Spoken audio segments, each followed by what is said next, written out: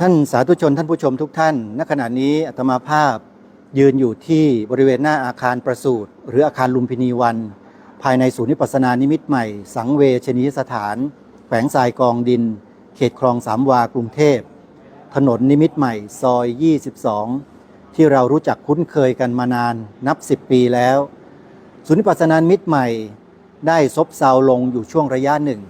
เนื่องจากปัญหาภาวะโควิดแล้วก็ปัญหาต่างๆที่รุมเร้าเข้ามามากมายแต่ณปัจจุบันนี้ศูนย์วิปัสสนานิมิตใหม่กำลังกลับมาอีกรูปแบบหนึ่งในรูปแบบของเรื่องของอโรคยาเรื่องของการรักษาโรคซึ่งณขณะนี้ทางคณะทำงานได้เข้ามาทำกิจกรรมเพื่อที่จะเปิดโอกาสให้ทุกท่านได้เข้ามาที่ศูนย์วิปัสสนานิมิตใหม่อีกครั้งหนึ่งแต่เป็นอีกรูปแบบหนึ่งที่ทำให้พวกเรามีโอกาสจะได้ดูแลสุขภาพของเราด้วยสมุนไพรใบยาซึ่งในวันที่3ถึงวันที่5ธันวาคมนี้จะมีงานใหญ่ที่นี่นั่นก็คืองานมหกรรมแพทย์แผนไทยสมุนไพรใกล้ตัวแล้วก็จะมีบูธของ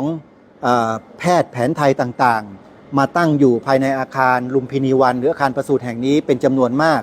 แล้วก็มีการปรับปรุงภายในให้สวยสดงดงามแล้วก็จะมีนักร้องดังอย่างเช่น